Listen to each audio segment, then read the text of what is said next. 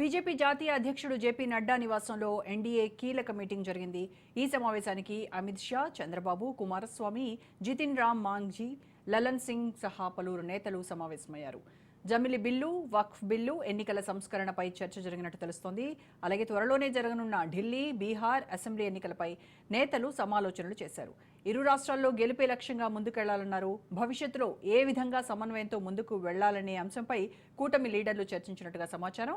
అంతేకాకుండా కేంద్ర ప్రభుత్వం అమలు చేస్తున్న పథకాలు రాష్ట్రాల్లో ఏ విధంగా అమలవుతున్నాయనేటువంటి అంశాలపై చర్చించారు ఎన్డీఏ నేతలు. మరింత సమాచారం మా ప్రతినిధి కిషోర్ లైవ్లో అందిస్తారు.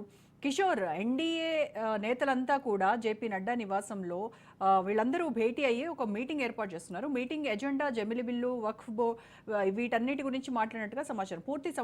వాళ్ళ ఈ మెయిన్ మీటింగ్ ఎజెండా ఏంటి అసలు? మీటింగ్ సంబంధించి అయితే కొద్దిసేపటి పూర్తయినట్లు కూడా తెలుస్తుంది. అయితే ఎన్డీఏకి సంబంధించిన కీలకమైన మీటింగ్ గా చెప్పుకోవచ్చు. ముఖ్యంగా ఇటు బీజేపీ మాత్రం ఈ జమిలీ ఎన్నికలకు సంబంధించి ఒక ప్రతిష్టాత్మకంగా తీసుకుందని చెప్పవచ్చు. అంతేకాకుండా వక్ఫ్ బిల్లుతో పాటు వాళ్ళు బిల్లులను కూడా అటు పార్లమెంట్ లో ఆమోదించే విధంగా అటు ఎన్డీఏకి సంబంధించి పక్ష నేతలను కలుపుకొని ముందుకెళ్లే దిశగా ఈ సమావేశం జరిగిందన్నట్టు కూడా తెలుస్తుంది. అయితే అంతేకాకుండా రాబో అటు ఎన్నికలకు సంబంధించి ఢిల్లీ, బీహార్ అసెంబ్లీ ఎన్నికలు ఉన్న నేపథ్యంలో అక్కడ అమలు చేయాల్సిన విషయాల గురించి కూడా చర్చించినట్టు కూడా తెలుస్తుంది. ముఖ్యంగా చూసుకున్నట్లయితే జమిలీ బిల్లుతో పాటు వక్ఫ్ బిల్లు, ఎన్నికల సంస్కరణకు సంబంధించిన బిల్లు పైన ప్రధాన చర్చ జరిగినట్టు కూడా తెలుస్తుంది. ముఖ్యంగా ఈ జమిలీ బిల్లును మాత్రం జమిలీ ఎన్నికలు అంటే ఒకే దేశం ఒకే ఎన్నికలు జరగాలని చెప్పి బీజేపీ పట్టుబడుతుంది. అది ఖచ్చితంగా 2027, 2029, 2030 ఎప్పుడైనా కావచ్చు ఒకే దేశం ఒకే ఎన్నికలు చేయాలనే ఉద్దేశంతో ఇప్పటికే పలు దఫలు మీటింగ్లు నిర్వహించారు. అలాగే లోక్సభలో కూడా బిల్లుకు సంబంధించి లోక్సభలో కూడా బిల్లును ప్రవేశపెట్టడం జరిగింది. ఈ నేపథ్యంలో అటు జేపీసీకి కూడా ఈ బిల్లుని తరలించారు. అయితే ప్రధానంగా చూసుకున్నట్లయితే జేపీసీ కూడా దీనిపై పూర్తి స్థాయిలో వచ్చే ఏడాది జనవరి 8న ఈ జేపీసీకి సంబంధించి మీటింగ్ కూడా జరగనుంది. దానికి సంబంధించి పూర్తి స్థాయిలో కూడా ఈసారి చర్చ జరిగినట్టు కూడా తెలుస్తుంది. అయితే ముఖ్యంగా ఈ జమిలీ ఎన్నికలకు సంబంధించి చూసినట్లయితే ఇప్పుడు ప్రస్తుతం జరుగుతున్న ఎన్నికల నేపథ్యంలో ప్రతి 2 సంవత్సరాలకు 3 సంవత్సరాలకు సంబంధించి ఎన్నికలు వస్తూనే ఉన్నాయి, పోతూనే ఉన్నాయి. అసెంబ్లీ ఎన్నికలు కావచ్చు, అటు పార్లమెంట్ ఎన్నికలకు సంబంధించి అటు దేశవ్యాప్తంగా కూడా అభివృద్ధి కుంటుపడుతుంది. అంతేకాకుండా చాలా వరకు కూడా ఎన్నికల రూపంలో ఖర్చు అవుతుంది, అభివృద్ధి చేయలేకపోతున్నామనే ఒక ఆరోపణలు కూడా ఉన్నాయి. ఈ నేపథ్యంలో ఒకే దేశం ఒకే ఎన్నికలు నిర్వహించినట్లయితే పూర్తి స్థాయిలో ఎన్నికల ఖర్చు తగ్గించుకోవచ్చు. ప్రస్తుతం చూసుకున్నట్లయితే పల్లె నుంచి అంటే పంచాయతీ నుంచి పార్లమెంట్ వరకు ఎన్నికలు నిర్వహిస్తున్న నేపథ్యంలో సుమారు 10 లక్షల కోట్ల వరకు డబ్బు ఖర్చు అవుతున్నట్టు ఒక అంచనా వేస్తున్నారు. ఈ నేపథ్యంలో ఒకే ఎన్నికలు ఒకే దేశం ఒకే ఎన్నికలు ఒకటేసారి నిర్వహించినట్లయితే సుమారు 3 లక్షల నుండి 5 లక్షలు అంటే సుమారు 5 నుండి 7 లక్షల కోట్ల రూపాయలు మాత్రం మిగిల్చే అవకాశం ఉంది. దాన్ని అభివృద్ధికి వాడితే ఇంకా బాగుంటుంది అనే దానిపై కూడా చర్చించినట్టు కూడా తెలుస్తుంది. దీనిలో భాగంగానే ఒకే దేశం ఒకే ఎన్నికలను ఖచ్చితంగా నిర్వహించాలని బీజేపీ పట్టుబడుతుంది. దానికి సంబంధించి ఎన్డీఏ నేతలు కూడా ఇప్పటి వరకు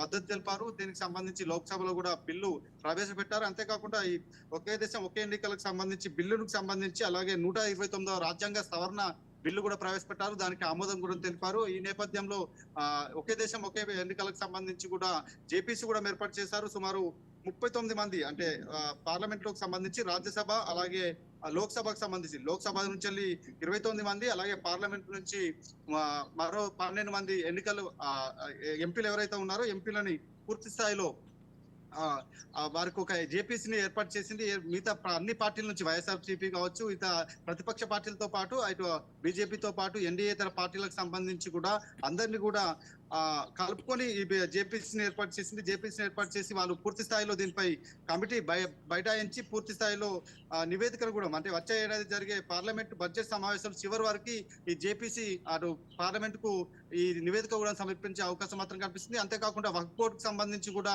పూర్తి స్థాయిలో చర్చ జరిగింది.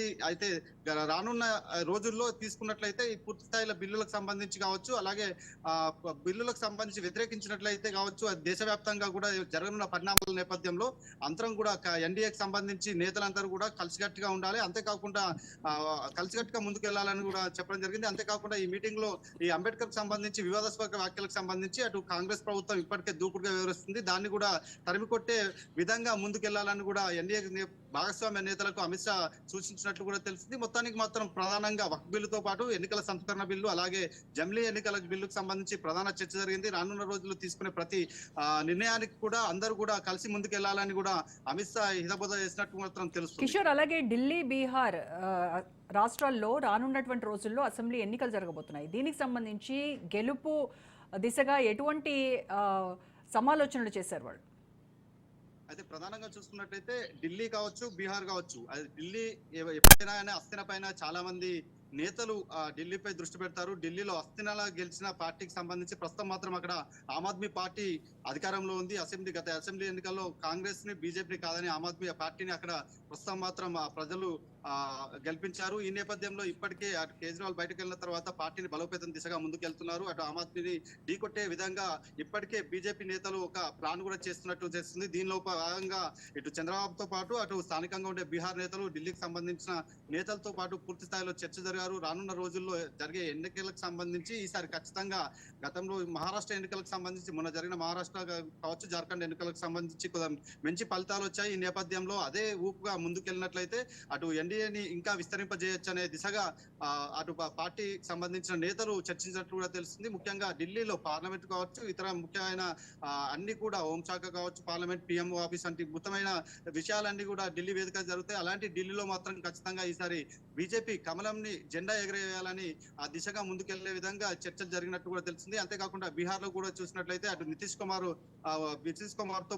కలిసి బీజేపీ ప్రభుత్వం అక్కడ కొనసాగుతుంది. రానున్న రోజుల్లో ఇద్దరు కూడా ఏ విధంగా అటు ముందుకెళ్లాలి బీజేపీకి సంబంధించి కూడా ప్లాన్ చేసినట్టు కూడా తెలుస్తుంది. మొత్తానికి మాత్రం ప్రతి ఎన్నికల్లో మహారాష్ట్రలో గెలిచిన విధంగానే కూడా అటు ఢిల్లీలో సైతం అటు బీహార్ లో సైతం గెలిచే విధంగా ప్లాన్ వేసినట్టు కూడా తెలుస్తుంది. దీనిలో భాగంగానే ఎలా ముందుకెళ్లాలి అనే దానిపై, అలాగే ఎన్డీఏకి సంబంధించిన పార్టీ నేతలు ఏ విధంగా వారి దగ్గర నుంచి సలహాలు కూడా తీసుకున్నట్లున్నది. ఈ నేపథ్యంలోనే ఈ మీటింగ్ లో ముఖ్యమైన నేతలు చంద్రబాబు కావచ్చు, ఇతరకు సంబంధించిన నేతలతో అమిత్ షా చర్చించినట్లు కూడా తెలుస్తుంది.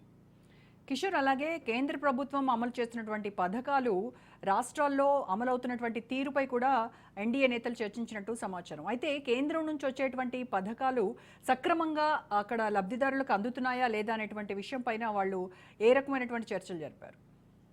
అయితే ప్రధానంగా చూసుకున్నట్లయితే కేంద్రం నుంచి చాలా వరకు పథకాలు వస్తున్నప్పటికీ కూడా రాష్ట్ర స్థాయిలో వచ్చేసరికి అది రాష్ట్ర ప్రభుత్వం చాలా చోట్ల కూడా ఈ ప్రస్తుతం ఉన్న ఎన్డీఏ భాగస్వామ్య పార్టీలు మినహాయిస్తే ఇతర రాష్ట్రాలు కూడా కాంగ్రెస్ తో కావచ్చు, యూపీఏకి సంబంధించిన యూపీఏ పార్టీలకు సంబంధించిన పాలిత రాష్ట్రాలు కూడా ఉన్నాయి. కానీ అక్కడ ఈ కేంద్రం ఏవైతే పథకాలు ప్రవేశపెడుతుందో ఎంతవరకు ఆ నిధులు మంజూరు చేస్తుందో అనే విషయాన్ని మాత్రం రాష్ట్ర స్థాయిలో, గ్రామీణ స్థాయిలో మాత్రం ప్రజలకు తెలియట్లేదనే ఆరోపణలు ఉన్నాయి. ఈ నేపథ్యంలో అటు ఖచ్చితంగా కేంద్రం నుంచి వచ్చే ప్రతి రూపాయిని కూడా గ్రామ స్థాయిలో ప్రజలకు తెలిసే విధంగా ముందుకెళ్లాలని ఆ దిశగా ఎలాంటి కార్యాచరణ చేపడితే బాగుంటుందనే దానిపై చర్చ జరిగినట్టు కూడా తెలుస్తుంది. అయితే ప్రధానంగా చూసుకున్నట్లయితే ఈ సెంట్రల్ గవర్నమెంట్ సంబంధించి ఇప్పటికే పంచాయతీలకు నేరుగా నిధులు వస్తున్నాయి. అలాగే కొన్ని ఆసరా పింఛన్లు కావచ్చు, డబుల్ బెడ్రూమ్లు కావచ్చు, సోలార్ కంపెనీలకు సంబంధించి కావచ్చు, చాలా వరకు కూడా పరిశ్రమలకు రాయితీలు కావచ్చు, ఇలా చాలా వరకు కూడా కేంద్రం నుంచి రాయితీలు వస్తూనే ఉన్నాయి. కానీ రాష్ట్రంలో ఉన్న రాష్ట్ర ప్రభుత్వాలు మాత్రం ఖచ్చితంగా అవి మా తరపునే వస్తున్నాయి అంటూ కూడా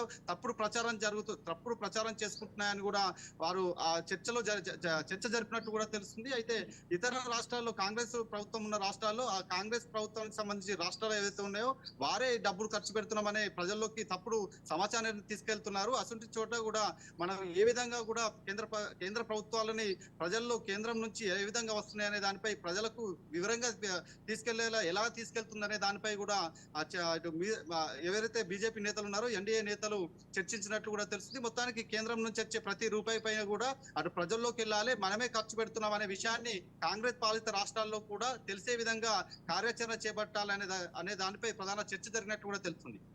రైట్ కిషోర్, థ్యాంక్ యూ.